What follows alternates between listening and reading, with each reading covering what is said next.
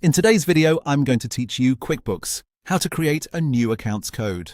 To get started, the first thing you'll want to do is open QuickBooks and go to the Settings menu, which is the gear icon in the top right corner of the screen. From there, select Chart of Accounts. This is the area where all of your account categories are stored, and it's where you can create a new account code for better organization and reporting. Once you're in the Chart of Accounts, click New, or in some versions, you may see New Account. This opens the setup window for the new account. Here, begin by entering the account name. Choose a name that clearly describes what the account is for, since this will make it much easier to identify later when reviewing transactions or reports. Next, select the account type.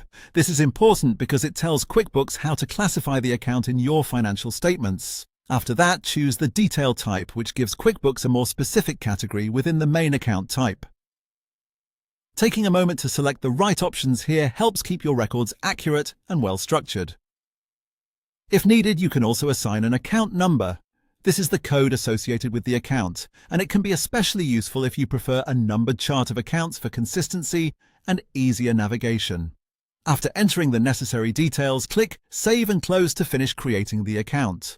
Now, if your goal is specifically to assign custom account codes or numbers and you don't see that option available, you may need to turn on account numbers first. To do that, go back to Settings and select Account and Settings. Then open the Advanced tab. In the Chart of Accounts section, click Edit. Here, turn on Enable Account Numbers. You can also choose to turn on Show Account Numbers if you want those numbers to appear throughout QuickBooks, which can be helpful when managing multiple accounts. Once that's done, click Save and then click Done. After enabling that setting, you can return to the Chart of Accounts and create your new account again if needed, this time with the option to assign a specific account number.